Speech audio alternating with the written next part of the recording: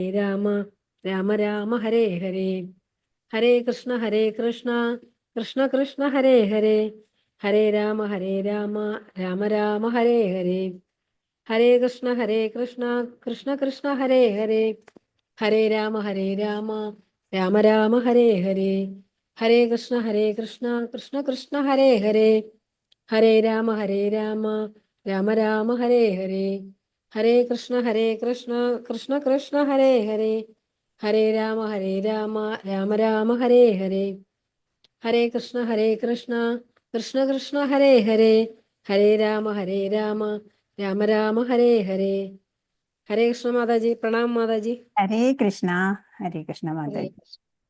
ഹരേ ഹരേ കൃഷ്ണ. കൃഷ്ണ. ഓം നമോ ഭഗവതേ വാസുദേവായ. ഓം നമോ ഭഗവതേ വാസുദേവായ. ഓം അജ്ഞാനതിമിരാന്തസ്യ ജ്ഞാനാഞ്ജനശലാകയാ ചക്ഷുരുന്മീലിതം യേന തസ്മൈ ശ്രീ ഗുരവേ നമഃ.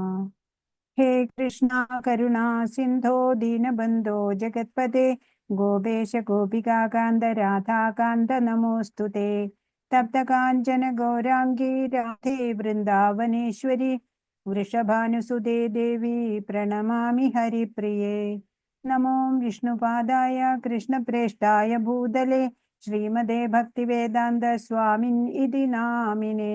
നമസ്തേ സാരസ്വതേ ദേവേ ഗൗരവാണി പ്രചാരിണേ നിർവിശേഷ ശൂന്യവാദി പാശ്ചാത്യദേശതാരിണേ. നമോ വിഷ്ണുപാദായ കൃഷ്ണപ്രേഷ്ഠായ ഭൂതലേ ശ്രീമദേ ജയപതാക സ്വാമിൻ ഇതി നാമിനേ. നമാചാര്യപാദായ നിതായ കൃപപ്രദായിനേ ഗോരഖദാമദയാ നഗരഗ്രാമധാരിണേ. ജയ ശ്രീകൃഷ്ണ ചൈതന്യ പ്രഭു നിത്യാനന്ദ ശ്രീ അദ്വൈത ഗദാധര ശ്രീവാസാദി ഗൗരഭക്തവൃന്ദ. ഹരേ കൃഷ്ണ കൃഷ്ണ കൃഷ്ണ ഹരേ ഹരേ ഹരേ രാമ രാമ രാമ ഹരേ ഹരേ. ഹരേ കൃഷ്ണ കൃഷ്ണ കൃഷ്ണ ഹരേ ഹരേ ഹരേ രാമ രാമ രാമ ഹരേ ഹരേ. ശ്രീ ശ്രീ രാധാ ഗോവിന്ദ് കി ജയ്. ശ്രീല പ്രഭുപാദ് കി ജയ്. ഗുരു മഹാരാജ് കി ജയ്. ഹരേ കൃഷ്ണ. എല്ലാ ഭക്തർക്കും സ്വാഗതം. ശ്രീ ശ്രീ രാധാ ഗോവിന്ദ് ടെമ്പിൾ ഇസ്കോൺ മംഗളൂരുവിന്റെ ഭഗവത്ഗീതാ പഠനം 18ാമത്തെ ലാസ്റ്റ് ഡേയിലേക്ക് വന്നു നമ്മള്. അപ്പൊ 18ാമത്തെ അധ്യായാണ് ഇന്ന്. മോക്ഷ സന്യാസ യോഗം അല്ലെങ്കിൽ സന്യാസത്തിന്റെ പരിപൂർണത. ഇപ്പൊ ഭഗവത്ഗീതയിലെ അവസാന അധ്യായത്തിലേക്ക് കടക്കുകയാണ് നമ്മള്.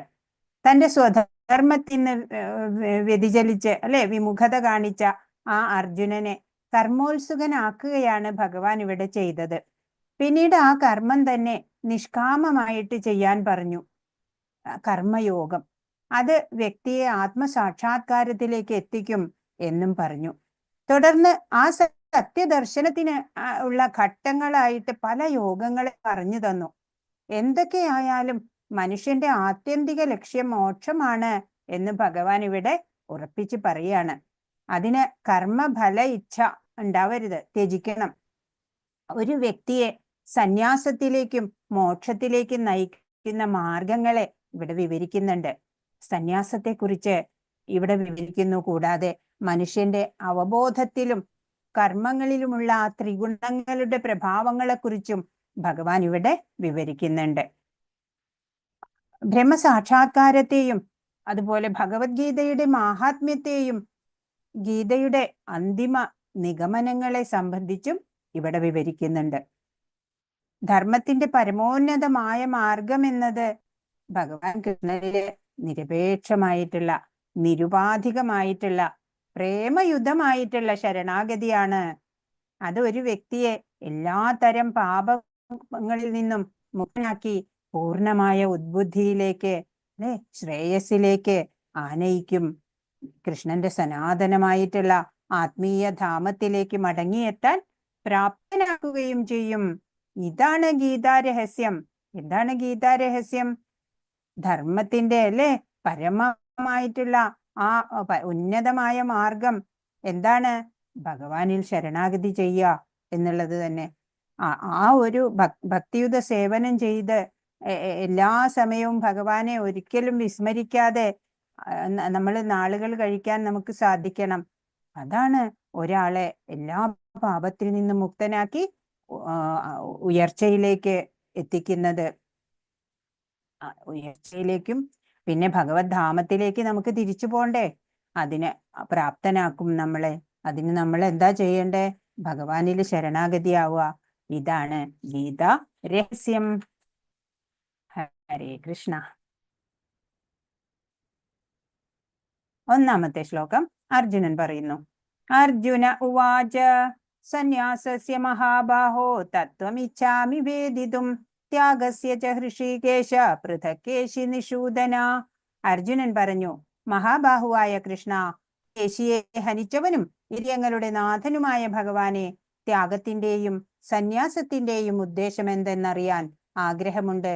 കേശവ എന്ന് വിളിക്കുന്നുണ്ട് അല്ലെ, ഋഷികേശ എന്നൊക്കെ വിളിക്കുന്നുണ്ട്. അപ്പൊ ഋഷികേശൻ എന്ന് പറഞ്ഞാൽ ഇന്ദ്രിയങ്ങളുടെ നാഥനാണ്. അപ്പൊ കേശിയെ ഹനിച്ചവനാണ് അങ്ങ്. അങ്ങനെ ത്യാഗത്തിന്റെയും സന്യാസത്തിന്റെയും ഉദ്ദേശം അറിയാനായിട്ട് ഞാൻ ആഗ്രഹിക്കുകയാണ് എന്ന്. അപ്പൊ വാസ്തവത്തില് 17-ാം അധ്യായം കഴിയുമ്പോൾ ഭഗവത്ഗീത അവിടെ അവസാനിക്കുകയാണ്. എല്ലാത്തിന്റെയും സംക്ഷിപ്തമായിട്ടുള്ള ഒരു അനുബന്ധം, അനെക്സർ എന്നൊക്കെ പറയൂ അല്ലെ, 18-ാം അധ്യായം അതാണ്. ഭക്തിപൂർവമായ ഭഗവത് സേവനമാണ് ജീവിതത്തിന്റെ പരമലക്ഷ്യം എന്നുള്ളത് ഭഗവത്ഗീതയിൽ ഉടനീളം ഭഗവാൻ പറയുന്നുണ്ട്. അത്യന്ത രഹസ്യമായിട്ടുള്ള ജ്ഞാനവും അതാണ്. ആദ്യത്തെ 6 അധ്യായങ്ങളില് ഭക്തിഭരിതമായ സേവനത്തിനാണ് പ്രാധാന്യം. പിന്നീടുള്ള 6 അധ്യായം ഭക്തിയുത സേവനത്തിന്റെ സ്വഭാവവും പ്രവർത്തന രീതിയും പറഞ്ഞു തരുന്നുണ്ട്.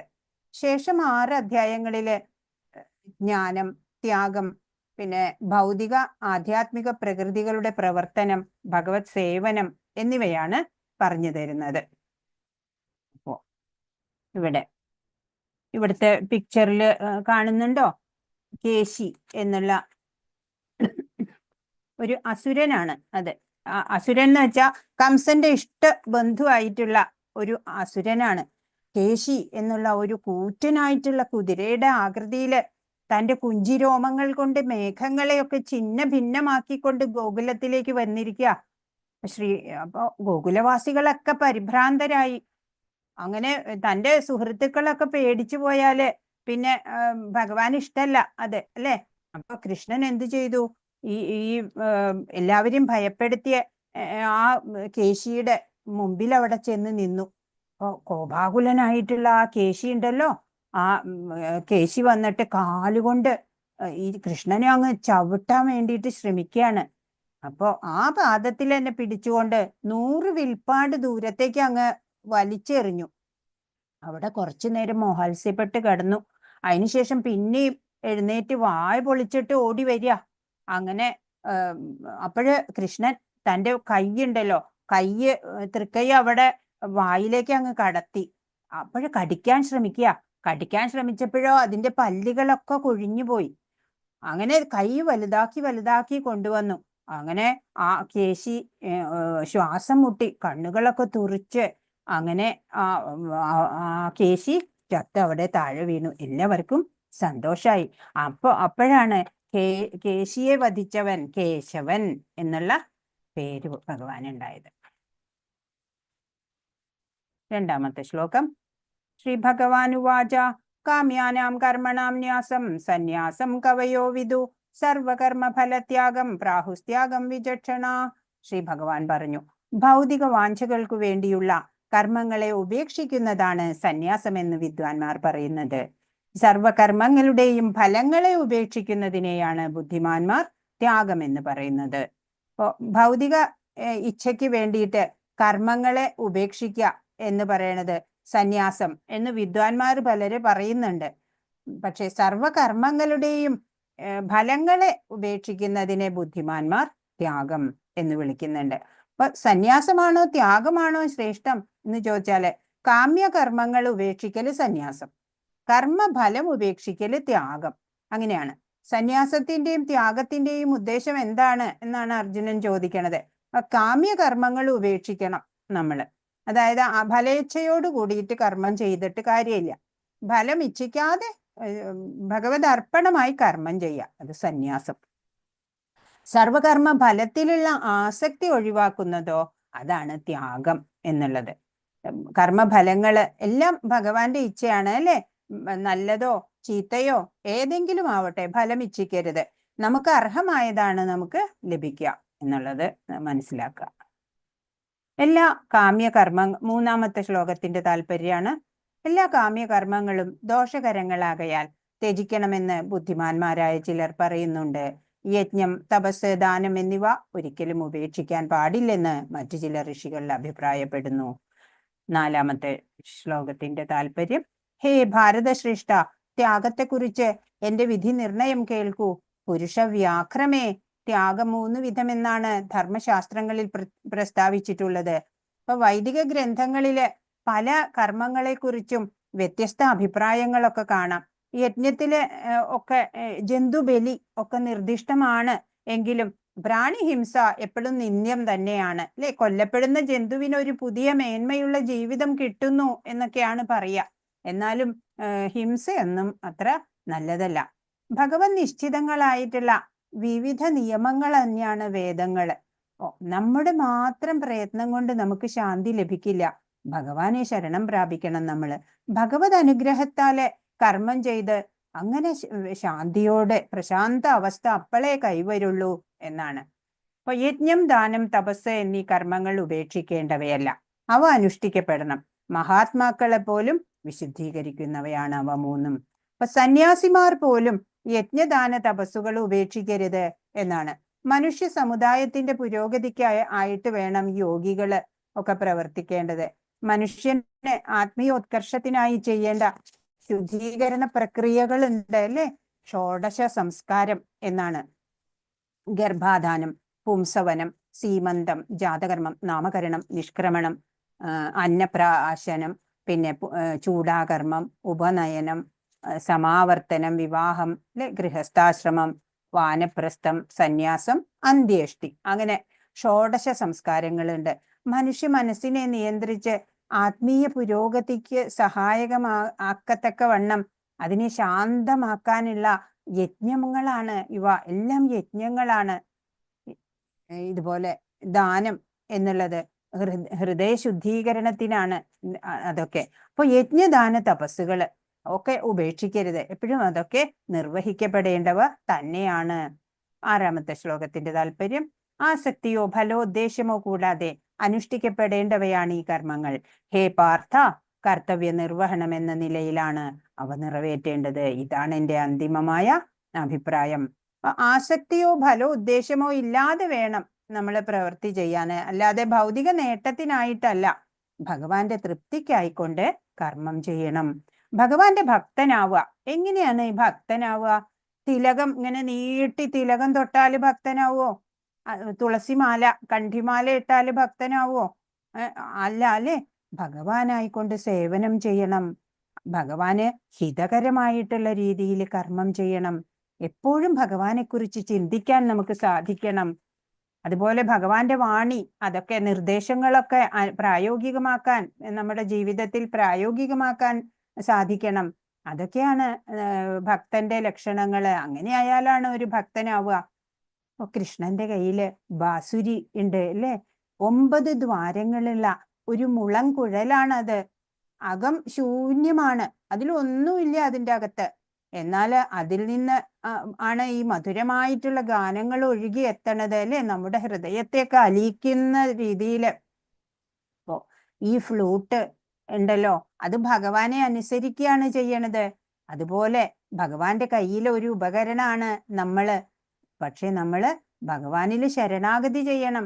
അപ്പൊ നമ്മിൽ നിന്നൊക്കെ ഇങ്ങനെ മധുരമായ ഗാനങ്ങൾ ഒഴുകി വരും അല്ലെ.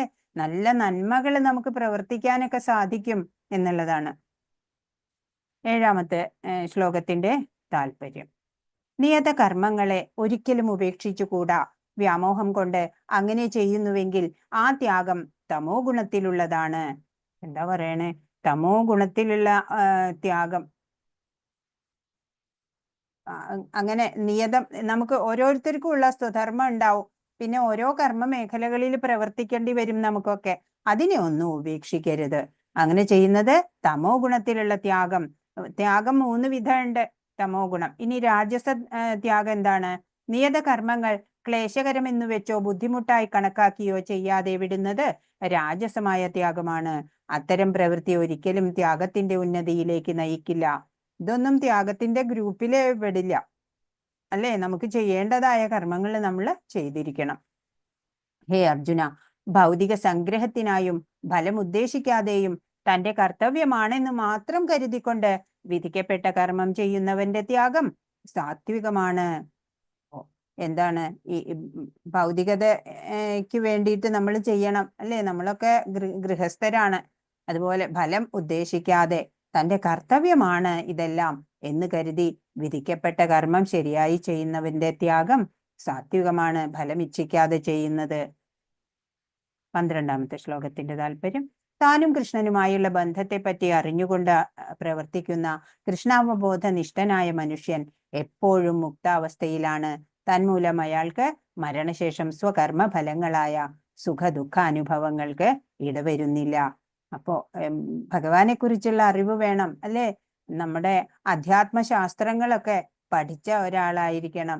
അങ്ങനെ വരുമ്പോ കൃഷ്ണാവബോധ നിഷ്ഠനാണ് അല്ലേ? നമ്മളൊക്കെ ഭഗവാന്റെ നിത്യദാസരാണ് എന്ന് ഉറപ്പുണ്ട്. അങ്ങനെയുള്ള ആ ബോധമണ്ഡലമൊക്കെ പവിത്രമായിട്ടുള്ള മനുഷ്യൻ എപ്പോഴും മുക്താവസ്ഥയിലാണ്. പിന്നെ അങ്ങനെയുള്ള ആൾക്ക് കർമ്മഫലങ്ങള് അതിപ്പോ സുഖത്തിന് ഇടവരുന്നതോ ദുഃഖത്തിന് ഇടവരുന്നതോ ഒന്നും തന്നെ അനുഭവിക്കേണ്ടി വരുന്നില്ല. 23ാമത്തെ ശ്ലോകം. അനാസക്തമായും രാഗദ്വേഷരഹിതമായും ഫലാസക്തി കൂടാതെയും നിയന്ത്രിതമായ വിധത്തിൽ ചെയ്യുന്ന കർമ്മം സാത്വികമെന്ന് പറയുന്നു. ഇനി കർമ്മങ്ങൾ 3 തരം പറയാണ് അല്ലെ? അനാസക്തമായിട്ട്, ഒന്നിലും ആസക്തി കൂടാതെ, രാഗോ ദ്വേഷോ ഒന്നും വേണ്ട, അതുപോലെ ഫലത്തിൽ ഇച്ഛ ഉണ്ടാവണ്ട, അങ്ങനെ നിയന്ത്രിതമായ വിധത്തില് ഹാർഡ് വർക്ക് ഒന്നും ചെയ്യണ്ട. നമുക്ക് കുറച്ച് സമയം നമുക്ക് ഭഗവത് ആരാധനയ്ക്ക് വേണ്ടി വിനിയോഗിക്കണം. അതിന് തക്ക രീതിയിൽ നിയന്ത്രിതമായ വിധത്തില് കർമ്മം ചെയ്യുക, അത് സാത്വിക കർമ്മം. തന്റെ ആഗ്രഹം നിറവേറ്റാനായോ മിഥ്യ അഹംഭാവം കൊണ്ടോ ഏറെ പ്രയാസപ്പെട്ട് ചെയ്യുന്ന കർമ്മം രാജസകർമ്മം അല്ലെ? എനിക്ക് അത് വേണം ഇത് വേണം എന്നൊക്കെ പറഞ്ഞിട്ട് ചെയ്യുന്ന കർമ്മങ്ങള് അല്ലെ? ആഗ്രഹങ്ങള് ഇങ്ങനെ കൂടി വരിക, അങ്ങനെ ഏറെ പ്രയാസപ്പെട്ട് അത് നേടാൻ വേണ്ടിയിട്ട് ചെയ്യുന്ന കർമ്മം രാജസം. തുടർന്നുണ്ടായേക്കാവുന്ന കെട്ടുപാടുകളെയോ അന്യർക്കുണ്ടാവുന്ന നാശത്തെയോ ക്ലേശങ്ങളെയോ അവഗണിച്ചും ശാസ്ത്ര നിർദ്ദേശങ്ങൾക്ക് എതിരായും വ്യാമോഹം മൂലം ചെയ്യുന്ന കർമ്മമത്രേ താമസം അല്ലെ? താമസ ബുദ്ധികളുടെ കുറിച്ച് നമ്മൾ പഠിച്ചു അല്ലെ? എന്ത് ലോക ദ്രോഹകരങ്ങളായിട്ടുള്ള കാര്യങ്ങൾ പോലും അവർ ചെയ്യും അല്ലെ? അപ്പോ അവർക്ക് ഹരേ കൃഷ്ണ ഹരേ കൃഷ്ണ. അപ്പോ നമ്മൾ കണ്ടു അല്ലെ? ജന്മകർമ്മജമേ ദിവ്യം ഏവം യോ വേത്തി തത്വത എന്ന് ഭഗവാന്റെ ജന്മത്തിനെ കുറിച്ചും കർമ്മത്തിനെ കുറിച്ചും ഒക്കെ ഒരാളെ യഥാർത്ഥത്തിൽ മനസ്സിലാക്കിയിട്ടുണ്ടെങ്കിൽ അയാൾക്ക് പിന്നെ ജനിമൃതികളില്ല എന്ന് നമ്മൾ പഠിച്ചു. ഇവിടെ എന്താണ്? ബുദ്ധി, 3 തരം ബുദ്ധിയെ കുറിച്ചിട്ടാണ് ഇവിടെ പറയുന്നത്. 30ാമത്തെ ശ്ലോകത്തിന്റെ താല്പര്യം. കുന്തിപുത്ര, ചെയ്യേണ്ടതും ചെയ്തു കൂടാത്തതും എന്ത്, ഭയപ്പെടേണ്ടതും ഭയപ്പെടേണ്ടാത്തതും എന്ത്, ബന്ധത്തിനും മോക്ഷത്തിനും കാരണമാവുന്നത് എന്ത് എന്നെല്ലാം അറിയുന്നതാണ് സാത്വികമായ ബുദ്ധി. സാത്വികമായിട്ടുള്ള ബുദ്ധി എന്താണ്? ശരിയായിട്ടുള്ള അറിവാണ് അല്ലെ? എന്താണ് ചെയ്യേണ്ടത്, എന്താണ് ചെയ്യാൻ പാടില്ലാത്തത്, അതുപോലെ ഭയം, എന്തിനോടാണ് ഭയം വേണ്ടത്, എന്തിനെ ഭയപ്പെടേണ്ടതില്ല, ഏതാണ് ബന്ധത്തിന് കാരണം മോക്ഷത്തിന് കാരണം, ഇതൊക്കെ അറിയുന്നതാണ് സാത്വികമായിട്ടുള്ള ബുദ്ധി. പാർത്ഥ, ധർമ്മം എന്ത് അധർമ്മം എന്ത്, ചെയ്യേണ്ടതെന്ത് ചെയ്യരുതാത്തത് എന്ത് എന്ന് വേർതിരിച്ചറിയാനാവാത്ത ബുദ്ധിയാണ് രാജസം. രാജസ ബുദ്ധി എന്ന് പറഞ്ഞാല് ശരി തെറ്റുകൾ അറിയണില്ല, അങ്ങനെ പ്രവർത്തിക്കാണ് അറിഞ്ഞുകൂടാതെ, അത് രാജസ ബുദ്ധി കൊണ്ടാണ്. ഹേ പാർത്ഥ, വ്യാമോഹത്തിന്റെയും അന്ധകാരത്തിന്റെയും സ്വാധീനതയിൽ അധർമ്മത്തെ ധർമ്മമായും ധർമ്മത്തെ അധർമ്മമായും കരുതി സദാ തെറ്റായ വഴിക്ക് പ്രവർത്തിക്കുന്ന ബുദ്ധി താമസമാകുന്നു. നമ്മൾ കണ്ടു തമോ ഗുണികള് അല്ലെ? എന്ത് പ്രവൃത്തി ചെയ്താലും അവനവനോ മറ്റുള്ളവർക്കോ ആർക്കും ഗുണമില്ലാത്ത പ്രവൃത്തികളായിരിക്കും ചെയ്യുക അല്ലെ? അധർമ്മത്തിനെ അവര് ധർമ്മമായിട്ട് കാണും ധർമ്മത്തിനെയോ അധർമ്മമായിട്ടായിരിക്കും അവർ കരുതുക. അവർക്ക് അന്ധകാരത്തിന്റെ വ്യാമോഹത്തിന്റെ സ്വാധീനതയാണ് കൂടുതൽ. 54-ാമത്തെ ശ്ലോകം. ബ്രഹ്മഭൂത പ്രസന്നാത്മാ ന ശോചതി ന കാംക്ഷതി സമ സർവേഷു ഭൂതേഷു മദ്ഭക്തിം ലഭതേ പരാം. ഈ ആധ്യാത്മിക അവസ്ഥയിൽ എത്തിച്ചേർന്നവൻ പരബ്രഹ്മ സാക്ഷാത്കാരം സിദ്ധിച്ച് പരമാനന്ദം അനുഭവിക്കുന്നു. അയാൾക്ക് ദുഃഖമില്ല, ആഗ്രഹങ്ങളില്ല, സർവഭൂതങ്ങളിലും സമഭാവനയാണ് അയാൾക്കുള്ളത്. ഈ നിലയിൽ അയാൾ വിശുദ്ധ ഭക്തിയോടെ എന്റെ സേവനത്തിൽ മുഴുകുന്നു. കർമ്മം ചെയ്യാൻ പ്രേരകങ്ങളായ ഘടകങ്ങള് 3 ജ്ഞാനം, ജ്ഞാനവിഷയം, ജ്ഞാനി എന്നുള്ളത്. അപ്പോ ഒരു ജ്ഞാനി, അല്ലെങ്കിൽ 2-ാം അധ്യായം തൊട്ട് നമ്മൾ പഠിച്ചു അല്ലെ, സ്ഥിതപ്രജ്ഞൻ, യോഗി അല്ലെ, അങ്ങനെയൊക്കെ പല വാക്കുകളിൽ പറഞ്ഞു. അതാണിപ്പോ ഇവിടെ പറയുന്നത്. ബ്രഹ്മഭൂതൻ, ആത്മസാക്ഷാത്കാരം ലഭിച്ച ഒരു വ്യക്തി എന്നാണ്. അങ്ങനെയുള്ള ആ ആധ്യാത്മിക അവസ്ഥയിൽ എത്തിച്ചേർന്ന ആള് പരബ്രഹ്മ സാക്ഷാത്കാരം സിദ്ധിച്ചിട്ട് പരമാനന്ദം അനുഭവിക്കണു. അയാൾക്ക് പിന്നെ ദ്വന്ദ്ങ്ങളൊന്നുമില്ല, ദുഃഖമില്ല, ആഗ്രഹങ്ങളില്ല, സർവഭൂതങ്ങളിലും സമഭാവനയാണ് അയാൾക്കുള്ളത്. ഈ നിലയിൽ അയാള് വിശുദ്ധ ഭക്തിയോടെ ഭഗവത് സേവനത്തില് സദാ മുഴുകുന്നു എന്ന്. അപ്പൊ ഒരു കഥ പറയട്ടെ. ഒരു ഭക്തകവി ജയദേവൻ ഉണ്ട്. അദ്ദേഹമാണ് ഗീതാ ഗോവിന്ദം എഴുതിയത്, അഷ്ടപതി എഴുതിയിട്ട്. സംസ്കൃത കവിയാണ്. 600 വർഷം മുമ്പ് ഭോജദേവ്, വാമദേവി എന്നുള്ളവർക്ക് മകനായിട്ട് ജയദേവ് ജനിക്കുകയാണ്. ചെറുപ്പം മുതലേ ഭഗവാന്റെ ഭജനൊക്കെ പാടും. കഷ്ടപ്പാടൊക്കെ ആയിരുന്നു, എന്നാലും നല്ല വിദ്യാഭ്യാസമൊക്കെ ലഭിച്ചു. പിതാവ് ഭോജദേവ് നിരഞ്ജൻ എന്ന് പറഞ്ഞ ഒരു ബ്രാഹ്മണനിൽ നിന്ന് കുറച്ച് പണം കടം വാങ്ങിയിട്ടുണ്ടായിരുന്നു. തിരിച്ചു കൊടുക്കാനൊന്നും സാധിച്ചില്ല. അങ്ങനെ കുറെ കഴിഞ്ഞ അച്ഛനമ്മമാര് മരിക്കുകയാണ്. അപ്പോ നിരഞ്ജൻ വന്നു, നിങ്ങളുടെ പിതാവ് എനിക്ക് കുറെ പണം തരാനുണ്ട് എന്ന് പറഞ്ഞിട്ട് ഈ ജയദേവിന്റെ കയ്യൊപ്പൊക്കെ വാങ്ങിയിട്ട് ആ വീട് കൈക്കലാക്കി. അപ്പൊ ജയദേവൻ തെരുവിലായി. അപ്പൊ ഒരു കംപ്ലൈന്റ് ഒന്നുമില്ല, തെരുവിലായാലും മരച്ചുവട്ടിൽ കിടക്കും. അങ്ങനെ കുറച്ചു ദിവസം കഴിഞ്ഞപ്പോഴേക്കും അയാളുടെ മകൾ ഓടി വന്നിട്ട് പറയാ, വീട് അഗ്നിക്കിരയായി, ഓടി വരൂ, രക്ഷിക്കണേ എന്ന്. അപ്പൊ ജയദേവ് കുറെ പേരെ കൂട്ടി ഓടിച്ചെന്ന് തീയൊക്കെ അണച്ചു. അപ്പൊ നിരഞ്ജന് തെറ്റ് മനസ്സിലായി. നിരഞ്ജൻ മാപ്പ് പറഞ്ഞ് വീട് തിരികെ കൊടുത്തു. ജയദേവ് സ്വീകരിച്ചില്ല. ഞാൻ ഇവിടെ നിൽക്കണില്ല, എനിക്ക് പോകണം ഇവിടുന്ന് എന്ന് പറഞ്ഞ് വീട് വിട്ടിട്ട് എവിടേക്കാ പോയത്? പുരുഷോത്തമധാമം അല്ലെ, ഈ പുരി ജഗന്നാഥ് ടെമ്പിള്, അവിടേക്ക് പോകാൻ ആഗ്രഹിച്ചു. ഇപ്പൊ പരാശർ എന്ന് പറഞ്ഞിട്ട് ഒരു സ്നേഹിതനോടൊത്ത് പുറപ്പെട്ടു. അപ്പൊ പൈസയൊന്നും കയ്യിൽ ഒട്ടുമേ ഇല്ല, അറിയാം. അങ്ങനെ നടന്ന് വേണം, അന്നത്തെ കാലമല്ലേ. അങ്ങനെ ദാഹം കൊണ്ടൊക്കെ വലഞ്ഞ് വഴിമധ്യമൊക്കെ വീണു പോയിട്ടുണ്ട്. അപ്പോഴൊക്കെ ഒരു ബാലൻ വന്ന് ജലം നൽകും, ആഹാരം എന്തെങ്കിലുമൊക്കെ കൊടുക്കും. അങ്ങനെ നടന്ന് രണ്ടുപേരും പുരിയിലെത്താണ്. പുരി ജഗന്നാഥ് ടെമ്പിൾ അല്ലെ, പുരുഷോത്തമധാമം. അവിടെ എത്തി. സദാ കൃഷ്ണനാമം ജപിച്ചുകൊണ്ടിരുന്നു. നല്ല പർവ്വത ശ്രേണി അല്ലെ, പ്രകൃതി ഭംഗി, നല്ല യമുനാ തീരത്ത് നിൽക്കുന്ന ആ കൃഷ്ണന്റെ രൂപം ഇങ്ങനെ ഓർമ്മ വരികയാണ്. അങ്ങനെ ജയദേവനിൽ നിന്ന് മധുരമായിട്ടുള്ള കീർത്തനങ്ങൾ ഇങ്ങനെ പുറത്തു വന്നു. കേട്ട് എല്ലാവരും ഇങ്ങനെ പ്രേമഭക്തിയിൽ മുഴുകാണ്. പരാശരൻ അതൊക്കെ കുറിച്ചെടുക്കുന്നുണ്ട്. അങ്ങനെ പരാശരനെ കൂട്ടിയിട്ട് ജഗന്നാഥന്റെ ദർശനം ചെയ്തു. ഒരു വൃക്ഷച്ചുവട്ടിലാണ് രാപ്പകല് ഭഗവത് സ്മരണയോടെ ഇങ്ങനെ കഴിഞ്ഞു. ജഗന്നാഥിലെ രാജാവും ഈ ഗീതാ ഗോവിന്ദം കേൾക്കാനിടയായി, പ്രശംസിച്ചു. ഇത്ര നല്ല.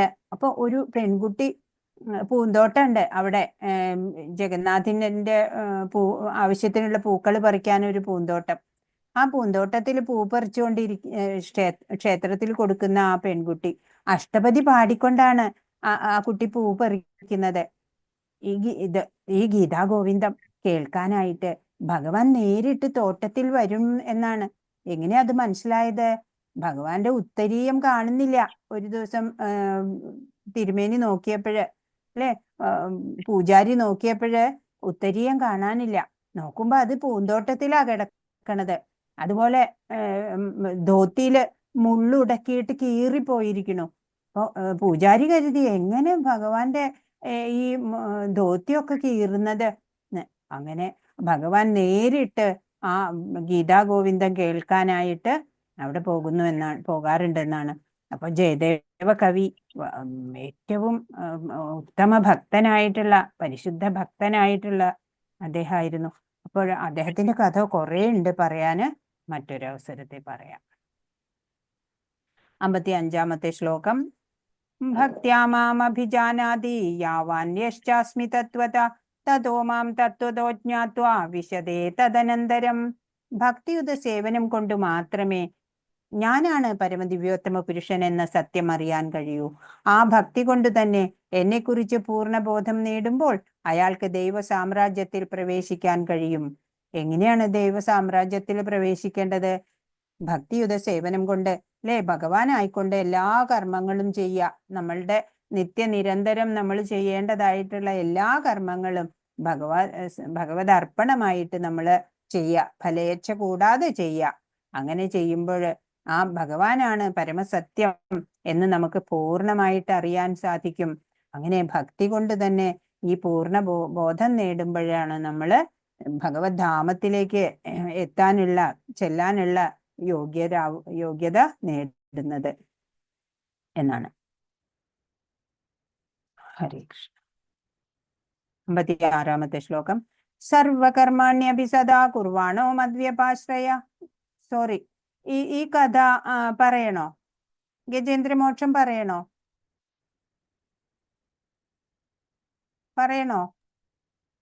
ഗജേന്ദ്രമോക്ഷം പറഞ്ഞിട്ടുണ്ട് മാതാവ്. ഓ ശരി. ഹരേ കൃഷ്ണ. ഹരേ കൃഷ്ണ. ഹരേ കൃഷ്ണ പറഞ്ഞിട്ടുണ്ട് മാതാജി, പറഞ്ഞിട്ടുണ്ട്. ഓക്കെ.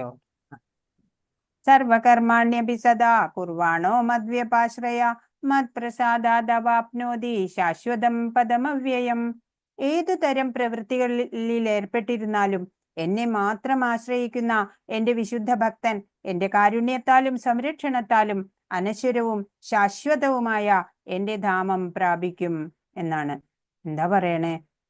ഏത് പ്രവൃത്തി ചെയ്താലും ഭഗവാനെ മാത്രം ആശ്രയിക്കുന്ന ഭഗവാന്റെ വിശുദ്ധ ഭക്തൻ, ഭഗവാന്റെ കാരുണ്യം എപ്പോഴും ഉണ്ടാവും, അല്ലെ? സംരക്ഷണം ഉണ്ടാവും. അങ്ങനെയുള്ള ഒരാള് അനശ്വരമായിട്ടുള്ള ശാശ്വതമായിട്ടുള്ള ഭഗവത് ധാമം പ്രാപിക്കും. പിന്നീട് അയാൾക്ക് ജനിമൃതികൾ ഉണ്ടാവില്ല എന്ന് ഭഗവാൻ ഇവിടെ ഡിക്ലെയർ ചെയ്യാണ്. ഇനി ഇതിലും കൂടുതൽ എന്താ വേണ്ടേ, അല്ലേ? 58. മച്ചിത്ത സർവദുർഗാണി മത്പ്രസാദാത് തരിഷ്യസി അധ ചേത്വമഹങ്കാരാൻ ന ശ്രോഷ്യസി ന വിനക്ഷ്യസി. എന്നെ കുറിച്ച് ബോധവാനായിരുന്നാൽ നിനക്ക് എന്റെ പ്രസാദം കൊണ്ട് തന്നെ ബദ്ധ ജീവിതത്തിന്റെ സകല ക്ലേശങ്ങളെയും അതിജീവിക്കാൻ കഴിയും. ആ ബോധത്തോടെ പ്രവർത്തിക്കാതെ മിഥ്യാഹങ്കാരം കൊണ്ട് എന്റെ അഭിമതം അനുസരിക്കാതെ പോയാലാകട്ടെ നാശമാണ് ഫലം. എന്നെ കുറിച്ച് ബോധവാനായിരുന്നാൽ ഭഗവാനെ കുറിച്ച് അറിയണം. അതിന് ആധ്യാത്മിക ശാസ്ത്രങ്ങളൊക്കെ നല്ലതുപോലെ പഠിക്കണം, അല്ലെ? സ്വാധ്യായം ചെയ്യണം. അപ്പോ ഭഗവാന്റെ പ്രസാദം അപ്പൊ ഉണ്ടാവും. ഭഗവാനെ കുറിച്ച് നമ്മൾ അറിയാൻ ശ്രമിക്കുമ്പോൾ ഭഗവാൻ അത് കൂടുതൽ നമുക്ക് അതിനുള്ള അവസരങ്ങൾ തരികയാണ് ചെയ്യുക. അപ്പൊ ബദ്ധ ജീവിതത്തിന്റെ ക്ലേശങ്ങളെയൊക്കെ നമുക്ക് അതിജീവിക്കാൻ സാധിക്കും. അപ്പൊ ഭഗവാനാണ് സർവലോക മഹേശ്വരൻ, സർവജ്ഞൻ. ആ ഭഗവാന്റെ ആ പൊസിഷൻ, അല്ലെ? ശ്രേഷ്ഠരിൽ ശ്രേഷ്ഠതമനാണ് ഭഗവാൻ എന്നൊക്കെ അറിയാം. അതല്ലാതെ മിഥ്യാഹങ്കാരം കൊണ്ട് ഭഗവാന്റെ ആ അഭിമതം എന്താണെന്ന് അറിയാതെ അതനുസരിക്കാതെ പോയാലോ നാശമാണ് ഉണ്ടാവുക എന്നാണ്. അപ്പൊ ഇവിടെ കൊടുത്തിരിക്കുന്നത് എന്താണ്?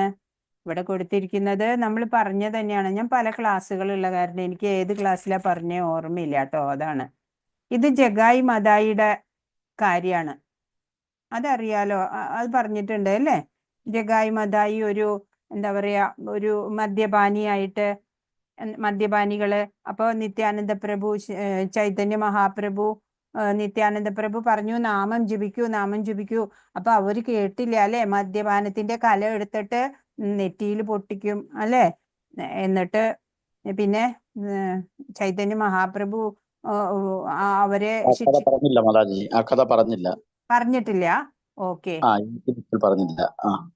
അപ്പോഴ് രണ്ടുപേര് ബ്രാഹ്മണരാണ്, എങ്കിലും ബ്രാഹ്മണ്യമൊന്നും അല്ല അവർ കർമ്മത്തിലൂടെ ചെയ്തുകൊണ്ടിരുന്നത്.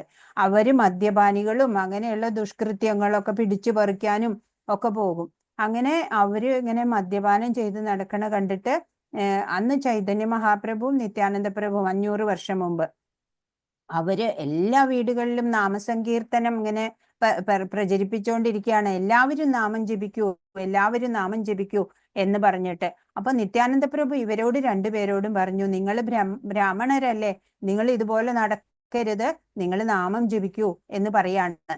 അപ്പോള് ഇവര് രണ്ടുപേരും മദ്യം കുടിച്ചിട്ടുള്ള ആ കുട ഉണ്ടല്ലോ, ആ കുട എടുത്തിട്ട് നിത്യാനന്ദ പ്രഭുവിന്റെ നെറ്റിയില് നെറ്റി പൊട്ടി ചോര വരും. അപ്പൊ അതറിഞ്ഞിട്ട് ചൈതന്യ മഹാപ്രഭു അവിടെ എത്താണ്, പെട്ടെന്ന് തന്നെ എത്തിയിട്ട് ചക്രം എടുത്തിട്ട് ഇവരെ വധിക്കാൻ നോക്കുമ്പോ നിത്യാനന്ദ പ്രഭു പറയും, പാടില്ല, ഈ അവതാരം അങ്ങയുടെ കരുണാവതാരമാണ്, നാമ സങ്കീർത്തനം പ്രചരിപ്പിക്കാൻ, ഭക്തി പ്രചരിപ്പിക്കാനാണ് ഈ അവതാരം, അല്ലാതെ ആരെയും ശിക്ഷിക്കരുത്. ഇപ്പൊ ശ്രീകൃഷ്ണാവതാരത്തില് അനേകം അസുരരെ കൊല്ലുന്നുണ്ട് അല്ലേ, പക്ഷേ ഇതങ്ങനെയല്ലായിരുന്നു. ചൈതന്യ മഹാപ്രഭു ആയിട്ട് വന്നത് കരുണാവതാരായിരുന്നു. എല്ലാവർക്കും നാമജപം പറഞ്ഞു കൊടുക്കുക, എല്ലാവരെയും പതിതാത്മാക്കളെ എല്ലാം നന്മ സദ്ഗതി കിട്ടാനായിട്ട് അവരെ പ്രേരിപ്പിക്കുക എന്നുള്ളതായിരുന്നു ഉദ്ദേശം. അങ്ങനെ അവരോട് പൊറുക്കണം എന്ന് നിത്യാനന്ദ പ്രഭു പറയുമ്പോൾ അവർക്ക് പശ്ചാത്താപം ഉണ്ടാവുകയാണ്. അവരങ്ങനെ ചൈതന്യ മഹാപ്രഭുവിന്റെ കാൽക്കൽ വീണ് അവര് ഭക്തരായി മാറുകയാണ്. അപ്പോ ചൈതന്യ മഹാപ്രഭു ഒരു ജഗായി മതായിനെ അങ്ങനെ രക്ഷിച്ചു. പക്ഷെ നമ്മുടെ ശ്രീല പ്രഭുപാദര് യൂറോപ്യൻ രാജ്യങ്ങളിലൊക്കെ, പാശ്ചാത്യ രാജ്യങ്ങളിലൊക്കെ പോയിട്ട് ധാരാളം ഇങ്ങനെ പതിതാത്മാക്കളെയാണ് ഈ ഭക്തിയിലേക്ക് കൊണ്ടുവന്നത്. അവരൊക്കെ ഈ ഹിപ്പീസും അതുപോലെ മദ്യപാനവും അങ്ങനെ കുത്തഴിഞ്ഞ ജീവിതത്തിൽ ഉണ്ടായിരുന്നവരെ എത്രയോ പേരെ, ആയിരക്കണക്കിന് പേരെ അവര് ഒക്കെ ഭക്തി മാർഗത്തിലേക്ക് വന്നു. ഹരേ കൃഷ്ണ. ഇനി വേറൊരു കഥ പറയാം.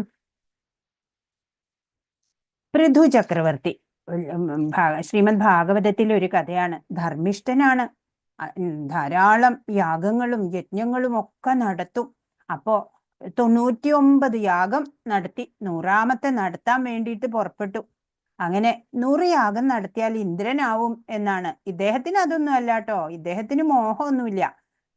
നമ്മള് മോഹം കൊണ്ടാ പലതും ചെയ്യാം. ഇദ്ദേഹം പൃഥു ചക്രവർത്തി ധർമ്മിഷ്ഠനാണ്. അദ്ദേഹം ഇങ്ങനെ ലോക നന്മയ്ക്കായിട്ടാണ് യജ്ഞങ്ങളും യാഗങ്ങളും ഒക്കെ ചെയ്യുന്നത്. അതല്ലാതെ എനിക്ക് ഇന്ദ്ര പദവി വേണം എന്നൊന്നുമല്ല. പക്ഷെ ആരും ഇങ്ങനെ 100 യാഗം നടത്തുന്നത് ഇന്ദ്രന് ഇഷ്ടമല്ല, തന്റെ പോസ്റ്റ് പോവും. അപ്പോ ഇന്ദ്രൻ എന്തായാലും 100 എത്താറായ അത് മുടക്കാൻ നോക്കും. അപ്പൊ മനുഷ്യ മനസ്സിന്റെ പ്രതീകമാണെന്നാ പറയാ ഇന്ദ്രൻ. നല്ല കാര്യങ്ങൾ ചെയ്യാൻ തുടങ്ങുമ്പോൾ മനസ്സ് പറയും വേണ്ട എന്ന്, അല്ലെ? 18 ദിവസം ഗീത പഠിക്കണം എന്ന് പറഞ്ഞപ്പോ 400 പേരുണ്ടായിരുന്നു നമ്മുടെ ഗ്രൂപ്പില്, ആരും ചേർന്നില്ല, അല്ലെ? ആദ്യം വിചാരിക്കും പഠിക്കണം, എന്നിട്ട് രജിസ്റ്റർ ഒക്കെ ചെയ്യും. പിന്നെ പറയും എന്തിന്, ഇതൊന്നും വേണ്ട, പഠിച്ചില്ലെങ്കിൽ ഇപ്പൊ ആകാശം ഇടിഞ്ഞു വീഴോ, അല്ലെ? മനസ്സ് പറയും. അപ്പൊ ഇന്ദ്രനെ ജയിച്ചവരാണ് ഇന്നിപ്പോ ഇവിടെ ഇരുന്ന് പഠിക്കുന്നത് നമ്മളൊക്കെ. അപ്പൊ നല്ല കാര്യങ്ങൾക്കാണ് മുടക്ക് വരിക എപ്പോഴും. മോശപ്പെട്ട കാര്യങ്ങളൊക്കെ പെട്ടെന്ന് ചെയ്യാൻ താല്പര്യം ഉണ്ടാവും. അപ്പൊ ഇന്ദ്രൻ ബ്രഹ്മാവിന്റെ അടുത്ത് ചെന്നു, പൃഥുവിന്റെ അടുത്ത് പറഞ്ഞിട്ട് എന്തിനാ എന്നെ ഇങ്ങനെ കഷ്ടപ്പെടുത്തണേ എന്ന് ചോദിക്കാൻ വേണ്ടി പറഞ്ഞു. അപ്പോ അദ്ദേഹം ബ്രഹ്മാവ് വന്നു. എന്നിട്ട് പറഞ്ഞു, ഈ പൃഥു ചക്രവർത്തിയുടെ അടുത്ത് വന്നിട്ട് പറഞ്ഞു, ഇന്ദ്രനോട് പറഞ്ഞിട്ട് യാതൊരു പ്രയോജനവും ഇല്ല. അപ്പോ അങ്ങയോട് പറയാലോ, അങ്ങ് എന്തിനാണ് ഇങ്ങനെ യാഗം ചെയ്യണത്? അപ്പോ പറഞ്ഞു, പൃഥു ചക്രവർത്തി പറഞ്ഞു, ഭഗവാൻ സന്തോഷിക്കാൻ വേണ്ടിയിട്ട്. അതിന് യാഗം ഒന്നും വേണ്ട, അങ്ങയുടെ പ്രവൃത്തി കൊണ്ട് തന്നെ ഭഗവാൻ സന്തോഷിച്ചിട്ടുണ്ട്. 99 യാഗം ചെയ്തില്ലേ, ഇനി നിർത്തിക്കൂടെ എന്ന് ചോദിക്കാണ്. പിന്നെ ഇന്ദ്രനാണെങ്കിലോ ഭയം കൂടാണ്, അങ്ങേരോട് പറഞ്ഞിട്ട് ഒരു കാര്യമില്ല. അപ്പോ 99 യാഗമായില്ലേ എന്ന് പറയാണ്. അങ്ങനെ പറഞ്ഞപ്പോ ഒരു വിഷമവും ഇല്ലാതെ അദ്ദേഹം സമ്മതിച്ചു പൃഥു ചക്രവർത്തി. അപ്പൊ ഇന്ദ്രനോട് പറഞ്ഞു, എന്നിട്ട് താങ്കൾക്ക് ഇങ്ങനെ വിഷമം ഉണ്ടെന്ന് ഞാൻ അറിഞ്ഞില്ല, എല്ലാവരുടെയും സന്തോഷത്തിനായിട്ടാണ് ഞാൻ ഇതൊക്കെ ചെയ്തത്. അപ്പൊ താങ്കൾക്ക് ഇതൊരു ബുദ്ധിമുട്ടാണെന്ന് നേരത്തെ അറിഞ്ഞിരുന്നെങ്കിൽ ഞാൻ മുമ്പേ നിർത്തിയനെ എന്ന് പറഞ്ഞു. അപ്പൊ ഞാൻ യാഗം ചെയ്തത് ഇന്ദ്രനാവാനല്ല, ഭഗവാൻ സന്തോഷിക്കണം, അതേ ഉദ്ദേശം ഉണ്ടായിരുന്നുള്ളൂ. അപ്പൊ ഇന്ദ്രൻ നാണിച്ച് തല താഴ്ത്തി. അങ്ങനെ ഭഗവാൻ ഇതൊക്കെ കേട്ട് പൃഥുവിൽ സന്തോഷിക്കുകയാണ്.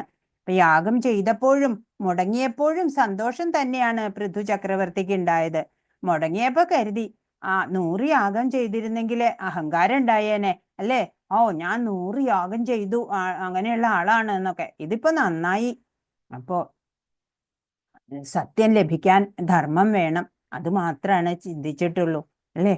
അപ്പോ അങ്ങനെ ഈ പൃഥു ചക്രവർത്തി ധർമാനുഷ്ഠാനം കൊണ്ട് മാത്രം ഈശ്വരനെ കിട്ടില്ല. ഈ ധർമ്മം എങ്ങനെ ചെയ്യണം? ഈശ്വര അർപ്പണമായിട്ട് ചെയ്യണം, അതല്ലെങ്കിൽ അത് അഹങ്കാരമായിട്ട് മാറും. ഭഗവാന്റെ കാരുണ്യം കൊണ്ട് എനിക്കിപ്പോ ഇത് ചെയ്യാൻ സാധിച്ചു എന്ന് കരുതണം അല്ലേ. ഇപ്പൊ പൃഥു ചക്രവർത്തിയൊക്കെ അങ്ങനെയാണ്. ഭഗവാന്റെ കാരുണ്യം കൊണ്ട് ഈ 99 യാഗങ്ങള് ശരിയായിട്ട് ചെയ്യാൻ എനിക്ക് സാധിച്ചു എന്ന്. ഇപ്പോ ശാസ്ത്രം, ആധ്യാത്മിക ശാസ്ത്രങ്ങളൊക്കെ പഠിച്ചിട്ട് ധർമ്മമറിഞ്ഞ് ഭഗവത് അർപ്പണമായിട്ട് കർമ്മങ്ങൾ ചെയ്യുക, ഈശ്വരനെ അറിയുക എന്നുള്ളതാണ് മുഖ്യം. മനുഷ്യനായിട്ട് ജനിക്കുക തന്നെ വളരെ വിരളാണ് അല്ലേ.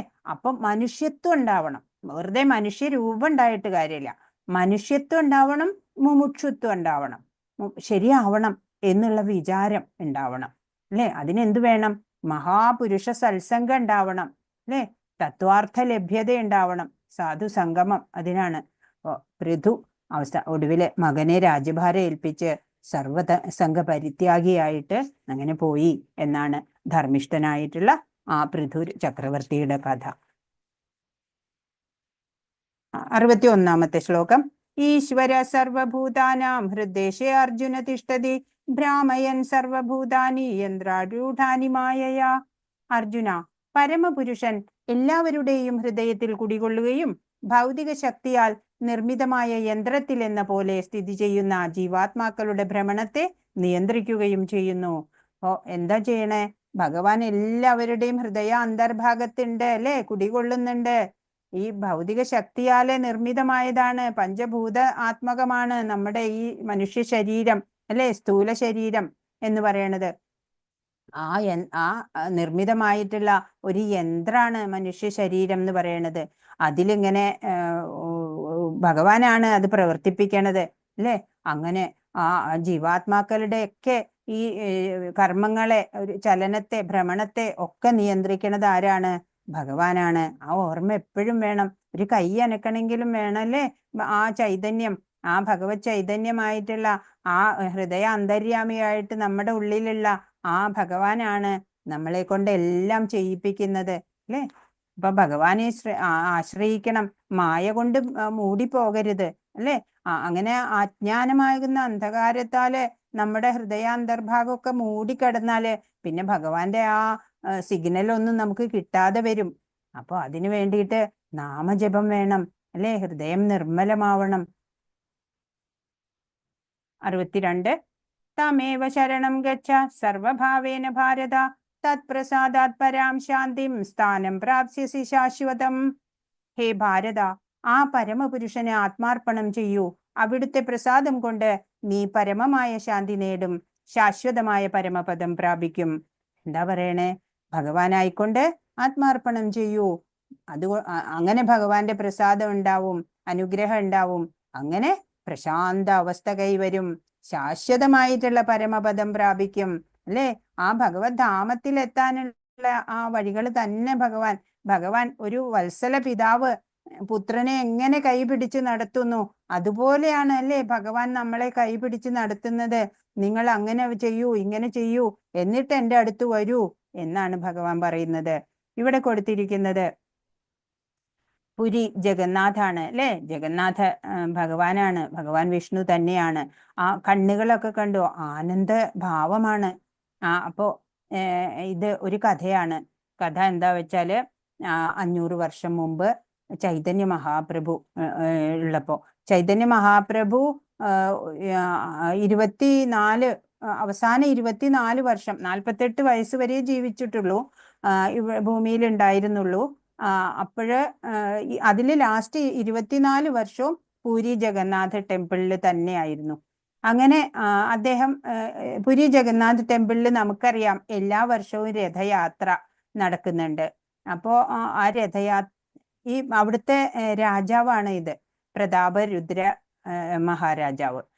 രാജാവ് ചൈതന്യ മഹാപ്രഭുവിന്റെ ശിഷ്യത്വം വേണം എന്ന് ആഗ്രഹിച്ച് മന്ത്രി വഴി അത് അറിയിക്കുകയാണ്. അപ്പോ ചൈതന്യ മഹാപ്രഭു പറഞ്ഞു, ഞാൻ ലൗകികരുമായിട്ടൊന്നും അധികം ഇടപഴകാൻ താല്പര്യം കാണിക്കണില്ല. പിന്നെ രാജാവ് എന്നൊക്കെ പറഞ്ഞാല് അവരുടെയൊക്കെ സ്റ്റാൻഡേർഡ് വളരെ വലുതാണ്. നമ്മളെന്ന് പറഞ്ഞാൽ ഒരു ശുദ്ധ വൈഷ്ണവനായിട്ട് ഉള്ളവരായിട്ടാണ് എനിക്ക് സംഘം താല്പര്യമുള്ളൂ എന്ന് പറയാണ്. അങ്ങനെ ഇദ്ദേഹം അതറിഞ്ഞിട്ട് വലിയ സങ്കടമായി. അങ്ങനെ ഇദ്ദേഹം രഥയാത്ര പോകുമ്പോൾ അതിനോട് അനുഗമിച്ചിട്ട് ചൈതന്യ മഹാപ്രഭു വരുന്നുണ്ട് എന്നറിയാം. അപ്പോഴ് ഇദ്ദേഹം സാധാരണ ഒരു ആളുടെ വേഷത്തില് വന്നിട്ട് രഥയാത്ര പോകുന്ന വഴിയുടെ മുമ്പിലൂടെ ക്ലീനാക്കി അടിച്ചു വാരി ക്ലീനാക്കിയിട്ട് പ്രവൃത്തി ചെയ്തുകൊണ്ടിരിക്കുകയാണ്. അപ്പൊ എല്ലാരും പറയും, രാജാവിന് ഇതൊന്നും ചെയ്യേണ്ട കാര്യമില്ല അല്ലേ, വേണ്ടത്ര ദാസന്മാരുണ്ടാവും. പക്ഷെ രാജാവ് തന്നെയാണ് അത് ചെയ്തത്. അത് കഴിഞ്ഞ് ഈ ചൈതന്യ മഹാപ്രഭു വിശ്രമിക്കുന്ന വേളയില് അദ്ദേഹത്തിന്റെ പാദങ്ങളില് ഒക്കെ മസാജ് ചെയ്തിട്ട് അവിടെ അങ്ങനെ ഇരുന്നു ഉറങ്ങുന്ന വേളയില്. അപ്പോൾ ചൈതന്യ അത് ഈ ഗീതാ ഗോവിന്ദം ചൊല്ലിക്കൊണ്ടാണ് ചെയ്യുന്നത്. അപ്പോഴ് ചൈതന്യ മഹാപ്രഭു പെട്ടെന്ന് ഉണർന്നു നോക്കുമ്പോ എന്താ, അഷ്ടപതി പാടിക്കൊണ്ട് രാജാവാണ് ഇരുന്നിട്ട്. അപ്പോ ഇത് നിങ്ങൾ എന്താണ് ഈ വേഷത്തിലെന്ന് ചോദിച്ചപ്പോ അങ്ങനെ ശുദ്ധ വൈഷ്ണവനായിട്ട് അദ്ദേഹം വന്നു. അപ്പോ ചൈതന്യ മഹാപ്രഭു ഇദ്ദേഹത്തിന്റെ ആ സേവന മനോഭാവം കണ്ടിട്ട് അദ്ദേഹത്തെ ആലിംഗനം ചെയ്ത് ശിഷ്യത്വം കൊടുക്കണു. അതാണ് 63-ാമത്തെ ശ്ലോകം. ഇതി തേ ജ്ഞാനമാഖ്യാതം ഗുഹ്യാത് ഗുഹ്യതരം മയാ വിമൃശ്യൈതദശേഷേണ യഥേച്ഛസി തഥാ കുരു. ഇപ്രകാരം അതിരഹസ്യമായ ജ്ഞാനമാണ് ഞാൻ നിനക്ക് വിവരിച്ചു തന്നത്. ഇനി സമഗ്രമായി ആലോചിച്ച ശേഷം ഹിതമെന്ന് തോന്നുന്നത് എന്തോ അത് ചെയ്യുക. ഭഗവാൻ എന്താ പറഞ്ഞു കൊടുക്കണേ? ഇനി അതിരഹസ്യമായ ജ്ഞാനം ഇതുവരെ വിവരിച്ചു തന്നു അല്ലെ. പല ടൈപ്പ് ഗോപ്യമായിട്ടുള്ള അല്ലെ, ഗുഹ്യമായിട്ടുള്ള, ഗുഹ്യതമമായിട്ടുള്ള ഒക്കെ ജ്ഞാനമാണ് ഭഗവാൻ വെളിപ്പെടുത്തി കൊടുത്തത്. അർജുനൻ പ്രിയ ശിഷ്യോസിമേ സഖാ ചേതി അല്ലെ, രഹസ്യം ഹേതദുത്തമം, നീ എന്റെ ശിഷ്യനാണ്, ഭക്തനാണ്, നിനക്ക് അസൂയയില്ല, അതിനാലാണ് ഞാൻ ഇതൊക്കെ വിവരിക്കുന്നത് എന്ന് ഇടയ്ക്കൊക്കെ പറയുന്നുണ്ട് അല്ലേ. അങ്ങനെ എല്ലാ വഴികളും, പല വഴികളിലൂടെ നിനക്ക് അഭ്യുദയം കിട്ടാം എന്നൊക്കെ പറഞ്ഞു കൊടുക്കുന്നുണ്ട്. എന്നിട്ട് പറയാണ്, ഞാൻ എല്ലാം നിനക്ക് വിവരിച്ചു തന്നു കഴിഞ്ഞു. ഇനി നീ സമഗ്രമായി ആലോചിച്ച ശേഷം ഹിതമെന്ന് തോന്നുന്നത് എന്തോ അത് ചെയ്യുക അല്ലെ. സർവതന്ത്ര സ്വതന്ത്രനാക്കി വിട്ടു അർജുനനെ. അതല്ലെങ്കിൽ ഇപ്പൊ ചില പാരന്റ്സ് ഉണ്ട്, മക്കളോ എഞ്ചിനീയർ ആവണം, ഡോക്ടർ ആവണം, അവരുടെ ഇഷ്ടത്തിന് ഒരു സ്ഥാനം കൊടുക്കില്ല അല്ലെ. അത് നല്ലൊരു പിതാവ് അല്ല അല്ലെ. നല്ല പിതാവും മാതാവും എന്താ പറഞ്ഞു കൊടുക്കുക, ഇന്ന പഠിച്ചാ ഇന്ന കരിയറിൽ ഉയർന്നു വരാം, ഇനി മക്കൾക്ക് എന്താ ഇഷ്ടമുള്ള വെച്ചാ ചെയ്തോളൂ എന്നാ പറയാ അല്ലെ.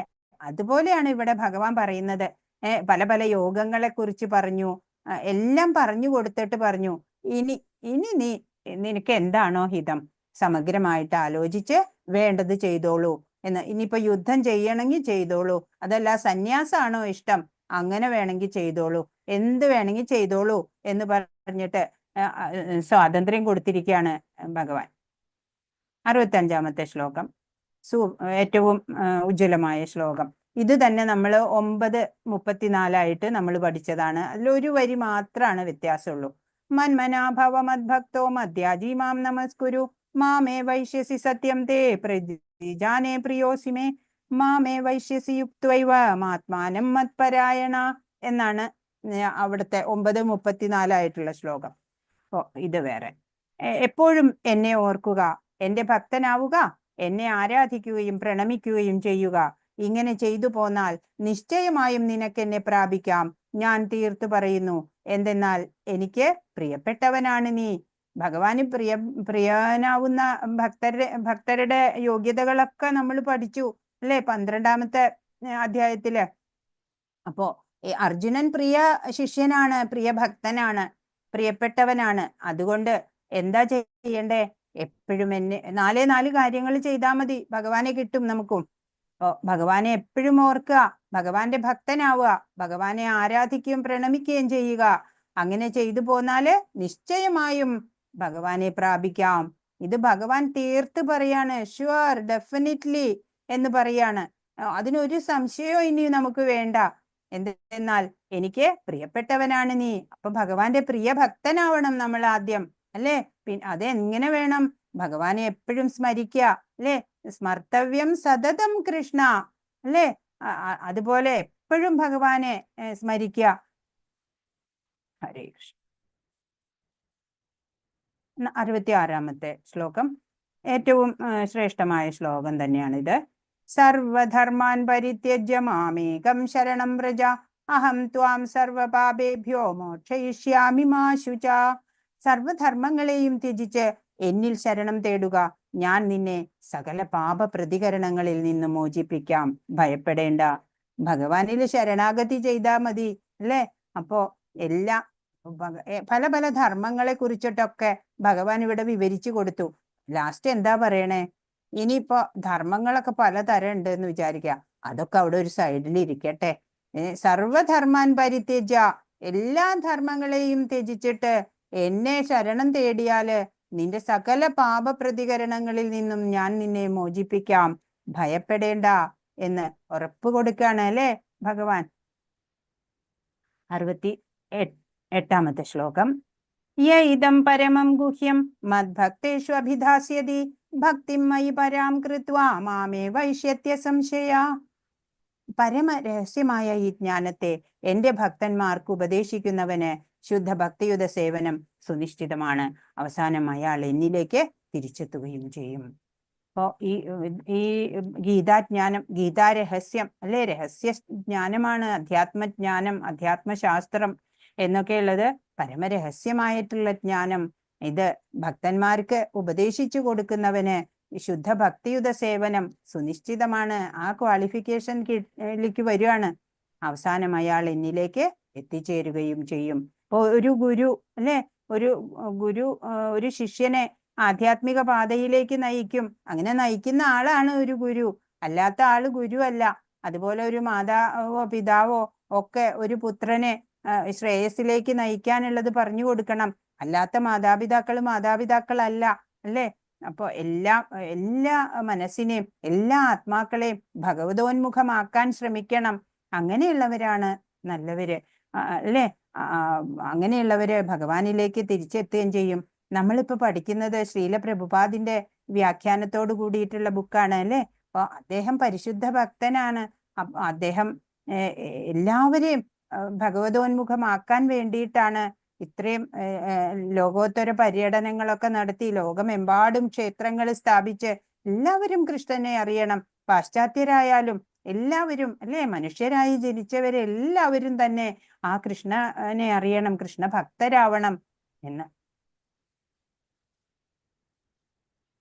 69 നച തസ്മാൻ മനുഷ്യേഷു കശ്ചിന്മേ പ്രിയകൃത്തമാ ഭവിതാന ച മേസ്തസ്മാദന്യ പ്രിയതരോ ഭുവി.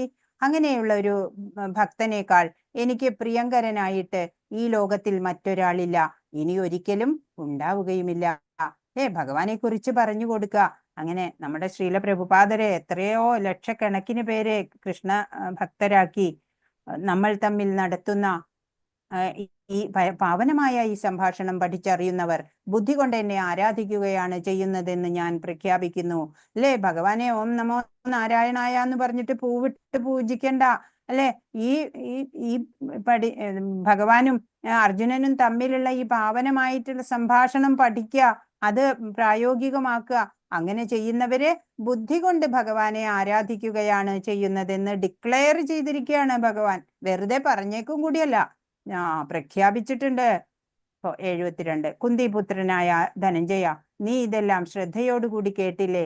അജ്ഞാനത്തിൽ നിന്നുളവായ നിന്റെ വ്യാമോഹം ഇപ്പോൾ നീങ്ങിയില്ലേ എന്ന്. അനുകമ്പ മൂലം വളരെ തളർന്നു പോയ ആളായിരുന്നു അല്ലേ? 1-ാം അധ്യായത്തിൽ നമ്മൾ കണ്ടു.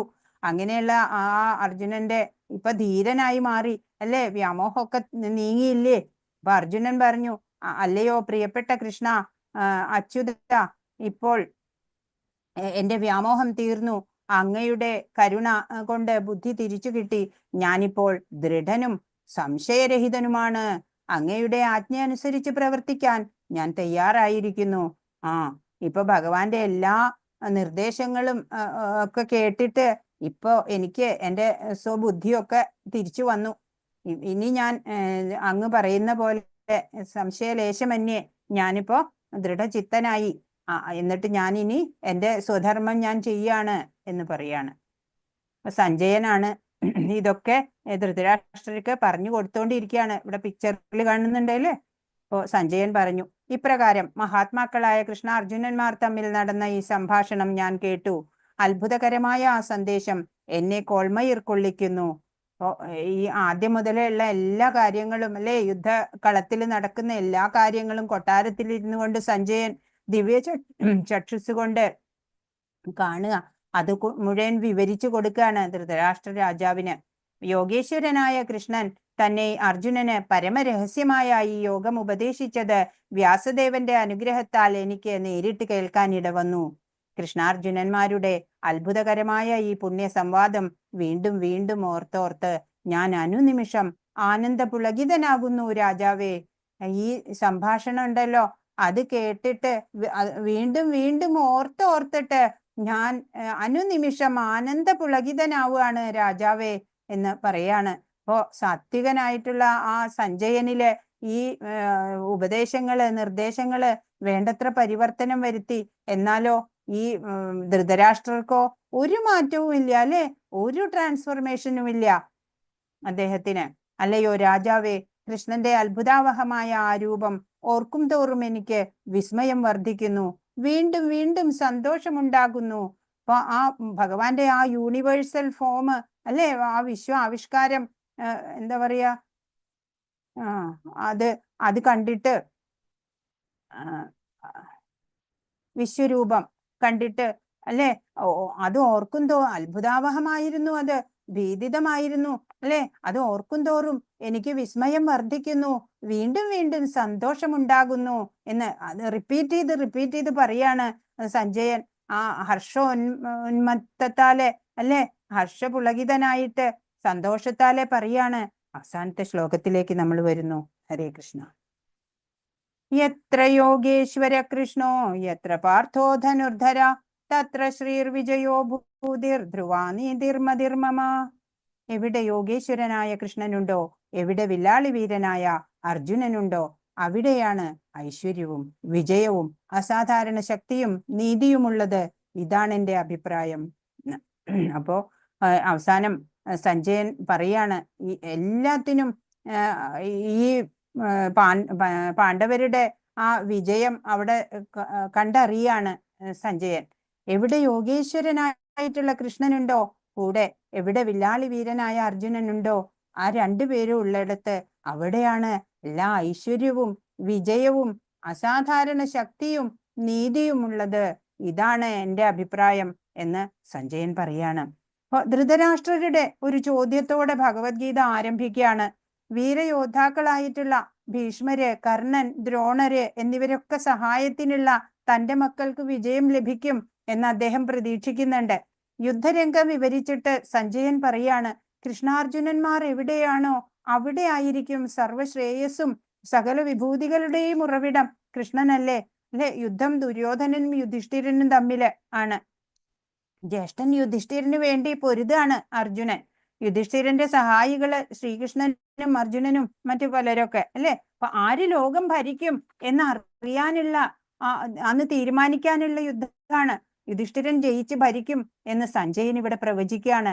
ജയിച്ചതിനു ശേഷവും യുധിഷ്ഠിരൻ കൂടുതൽ അഭ്യുദയം ഉണ്ടാകും, അദ്ദേഹം നീതിമാനും ഭക്തനും ധാർമ്മികനും ആണ് എന്ന് സഞ്ജയൻ ഇവിടെ പറയാണ്. തന്റെ ജീവിതത്തിൽ ഇതുവരെ ഒരൊറ്റ നുണ പോലും യുധിഷ്ഠിരൻ പറഞ്ഞിട്ടില്ല അല്ലേ. ഉത്കൃഷ്ടമായ നീതിശാസ്ത്രം, അതാണ് ഭഗവത്ഗീത. തത്വജ്ഞാനപരങ്ങളായിട്ടുള്ള നിഗമനങ്ങള്, അതുപോലെ ധ്യാനം കൊണ്ടും ആത്മസാക്ഷാത്കാരം കൊണ്ടും നേടാവുന്ന ഒരു പ്രക്രിയ അല്ലെ, ഭക്തിയിലേക്ക് വരിക. ഇതെല്ലാം നമ്മൾക്ക് ഭഗവത്ഗീതയില് വ്യക്തമായി പറഞ്ഞു തരുന്നുണ്ട്. പരമസത്യം ഭഗവാൻ മാത്രമാണ് എന്നുള്ളതാണ് ഭഗവത്ഗീതയുടെ മറ്റൊരു ഭാവം. ഭഗവത്ഗീതയിലെ 5 പ്രധാന വിഷയങ്ങൾ ചർച്ച ചെയ്യപ്പെടുന്നു.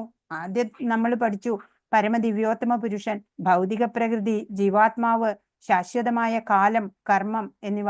ഈ 4നും ഭഗവാൻ കൃഷ്ണനെ ആശ്രയിച്ച് തന്നെയാണ് അല്ലേ നിൽക്കുന്നത്.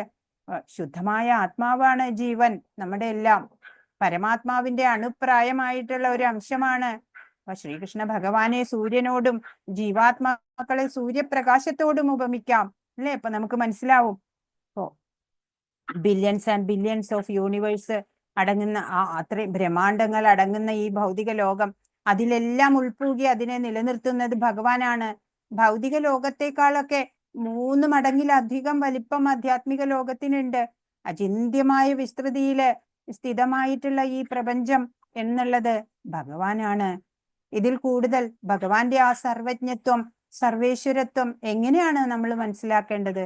അപ്പൊ ഭഗവാനുമായിട്ടുള്ള നമ്മളുടെ ആ മറന്നുപോയ ബന്ധം ഉണ്ടല്ലോ, അത് റീഎസ്റ്റാബ്ലിഷ് ചെയ്യാണ് വേണ്ടത്. ഭഗവത് പ്രാപ്തി നേടണം. ഒരു ആത്മാവിനെ ഭഗവതോന്മുഖമാക്കാത്ത ഗുരുവല്ല എന്ന് നമ്മൾ മനസ്സിലാക്കി അല്ലെ. അപ്പൊ നമുക്കൊരു ആധ്യാത്മിക ഒരു ആചാര്യനെ നമുക്ക് വേണം എന്തായാലും.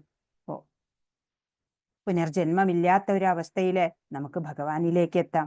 വിതുരൻ ധൃതരാഷ്ട്രരോട് പറയുന്നുണ്ട്, ഈ ദുര്യോധനൻ അസുര സ്വഭാവിയാണ്, അവനെ ഉപേക്ഷിക്കുക എന്ന്. പുത്രസ്നേഹത്താല് രാജാവ് അതിന് കൂട്ടാക്കിയില്ല. ഇപ്പോഴോ 100 പേര് മരിക്കുകയാണ് അല്ലെ. അപ്പൊ എന്താണ് നമ്മൾക്ക് ചെയ്യാനുള്ളത്? ധാർമ്മികരായിട്ട് ജീവിക്കണം അല്ലെ. ഭഗവാനെ നമ്മൾ വിളിക്കണം, എന്നാലാണ് ഭഗവാൻ വരിക. അപ്പൊ ദ്രൗപദി വിളിക്കുന്നത് വരെ കൃഷ്ണൻ വന്നില്ല അല്ലെ. ദ്രൗപദി ചോദിക്കുന്നുണ്ട്, ഞാൻ എത്ര സമയമായി വിഷമഘട്ടത്തില്, പക്ഷേ നീ വന്നില്ലല്ലോ ഇതുവരെ.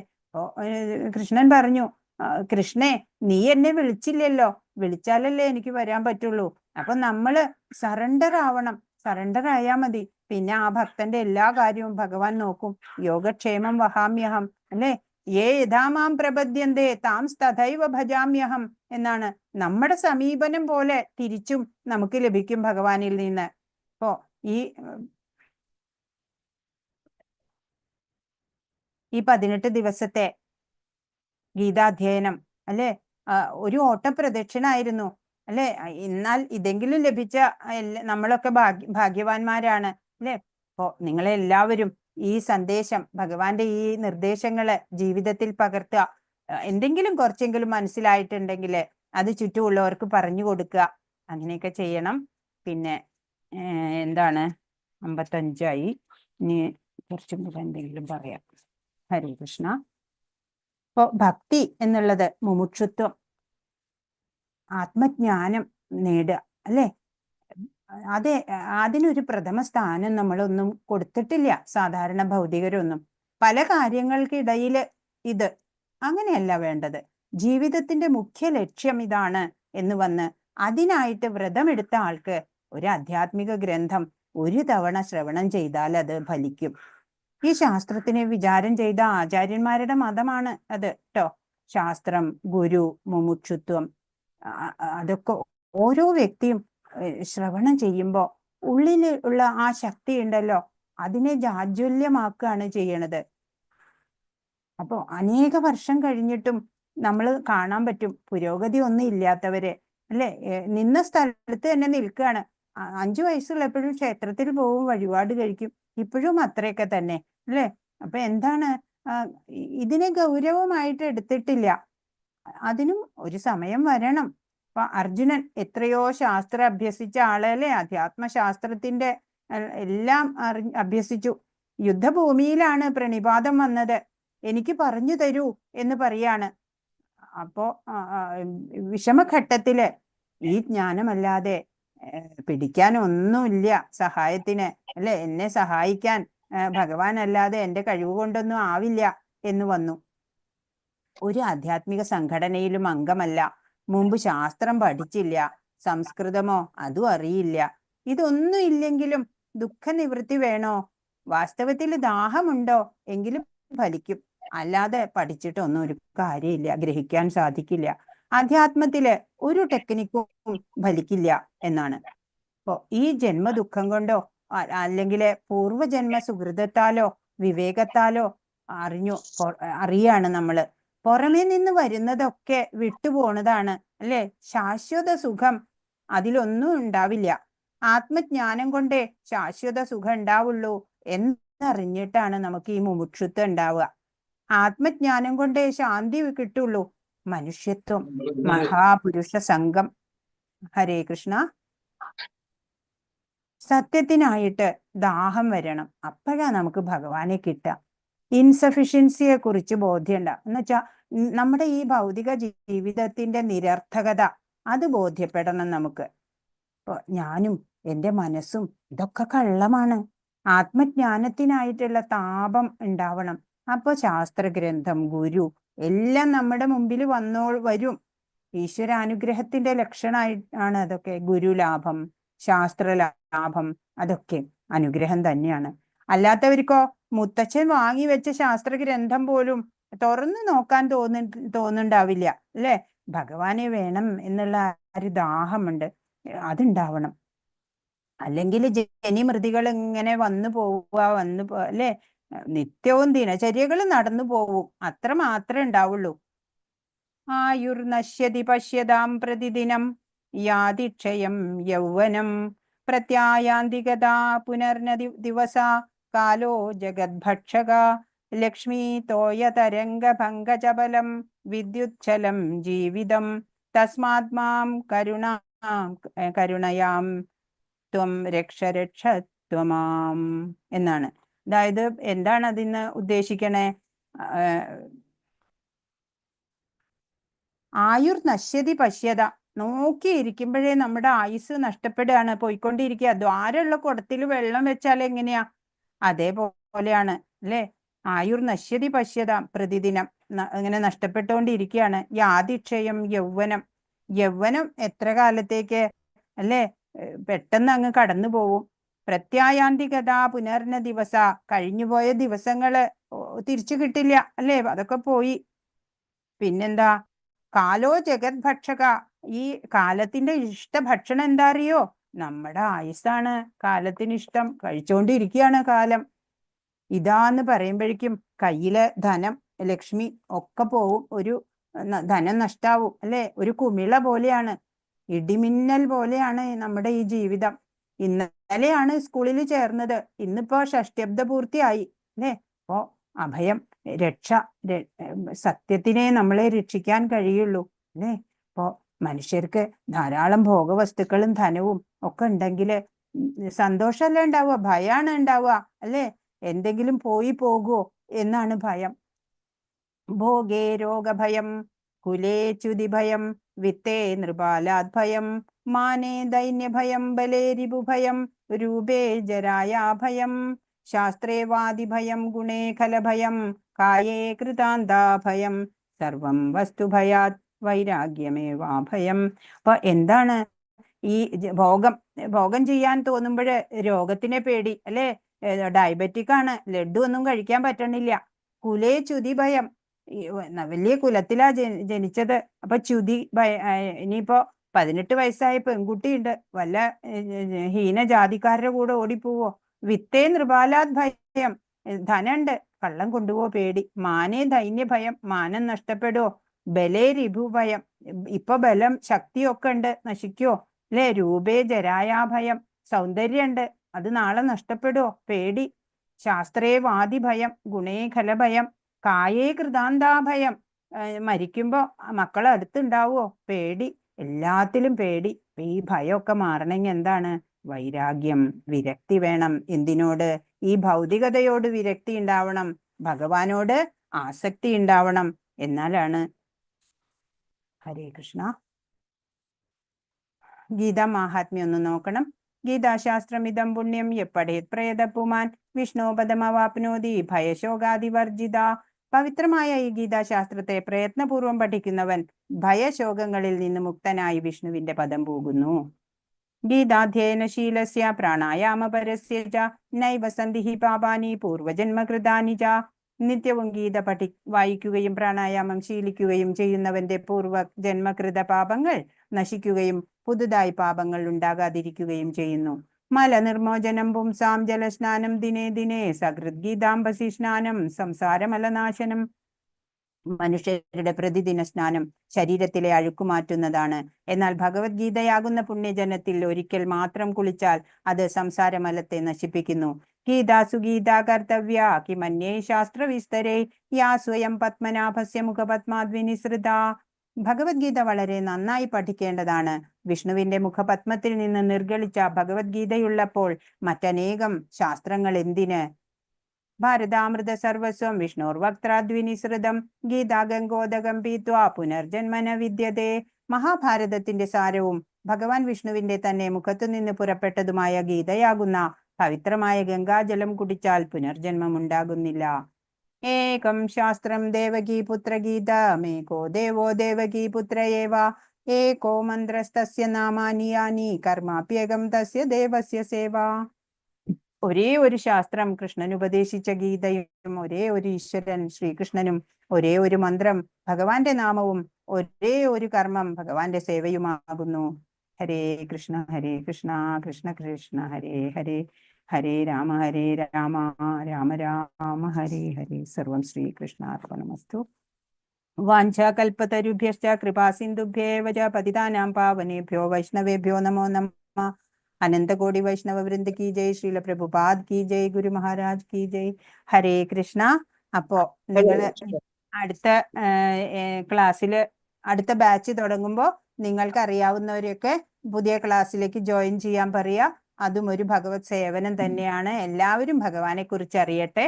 അപ്പൊ നമ്മള് ഈ ചെറിയൊരു അറിവാണ് ഇപ്പൊ നിങ്ങൾക്ക് കിട്ടിയിട്ടുണ്ടാവുക. ഇനി കൂടുതൽ അറിയാൻ നിങ്ങൾ ലെവൽ 2 പോകണം. അതും കൂടെ പഠിച്ച് ഭഗവത്ഗീത കുറച്ചും കൂടെ ഡീറ്റെയിൽ ആയിട്ട് പഠിച്ചു കഴിഞ്ഞിട്ട് വേണം നിങ്ങൾക്ക് ലെവൽ 3 അവിടെയാണ് ഭക്തിയെ കുറിച്ച് നമ്മൾ പഠിക്കാൻ പോണത്. ഭക്തി രസാമൃത സിന്ധു എന്ന് പറഞ്ഞാൽ ഭക്തി എന്ന് പറയണത് ഒരു അമൃതത്തിന്റെ ഒരു സാഗരാണ്. അമൃതിന്റെ ഒരു എന്താ പറയാ അമൃത സാഗരാണ്. ഭക്തി രസ അമൃത സിന്ധു. സിന്ധു എന്ന് പറഞ്ഞാൽ ഒരു കടലാണ് ഭക്തി. അതിന്റെ ഓരോ തുള്ളി കിട്ടിയാൽ തന്നെ ധാരാളമായി. അപ്പൊ അതിനെ കുറിച്ചൊക്കെ ലെവൽ 3 നമ്മൾ പഠിക്കും. അപ്പൊ നിങ്ങൾക്ക് ആധ്യാത്മിക ജ്ഞാനം കൂടുതൽ ഉണ്ടാവട്ടെ. അതിനായിട്ട് ഭഗവാൻ നിങ്ങളെ എല്ലാവരെയും അനുഗ്രഹിക്കട്ടെ. ഇനി നമ്മള് അഞ്ജന മാതാജി. ഹരേ കൃഷ്ണ മാതാജി. സത്സംഗം സൺഡേയിലത്തെ പറഞ്ഞോളൂ. ഞായറാഴ്ച 9 മണിക്ക്. ഞായറാഴ്ച 9 മണിക്ക് എല്ലാവരും ഇതേ ലിങ്കിൽ സൂം മീറ്റിംഗിൽ കയറണം. വീഡിയോ ഓണാക്കി എല്ലാവരും പരസ്പരം പരിചയപ്പെടാം. എല്ലാ ക്ലാസ് കഴിഞ്ഞ പിറ്റേന്നാണ് നമ്മൾ ചെയ്യാറ്. പക്ഷെ ഞങ്ങള് വൃന്ദാവനിലേക്ക് പോകണ കാരണം രാവിലെ 9 മണിയോ രാത്രി 9 മണിക്ക് നമുക്കൊക്കെ ഒന്ന് പരിചയപ്പെടണ്ടേ. അപ്പോ അതിനായിട്ട് അപ്പൊ നാളെ ഞങ്ങള് വൃന്ദാവൻ പോവുകയാണ്. അപ്പൊ ഞങ്ങൾ അവിടെ ചെന്നിട്ട് സൺഡേ 9 PM സത്സംഗം വെക്കാം. എല്ലാവരും കയറണം. എല്ലാവരും കയറണം. നമ്മുടെ ക്ലാസ്സിലുള്ളവരൊക്കെ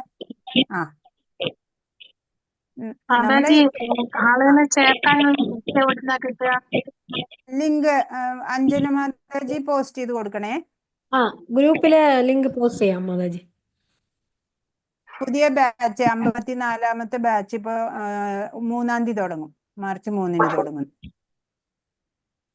അപ്പൊ നിങ്ങളൊക്കെ ലെവൽ 2 പോവുക. പുതിയ ആളുകളെ ലെവൽ 1 ചേർക്കുക. അപ്പൊ നമ്മള് സൺഡേ ആണ് വിചാരിച്ചിരിക്കണേ. അതിൽ മാറ്റുണ്ടെങ്കിൽ അറിയിക്കാം. സൺഡേ 9 PM നമ്മള് എല്ലാവരും ഒന്ന് പരിചയപ്പെടാൻ വേണ്ടിയിട്ട്.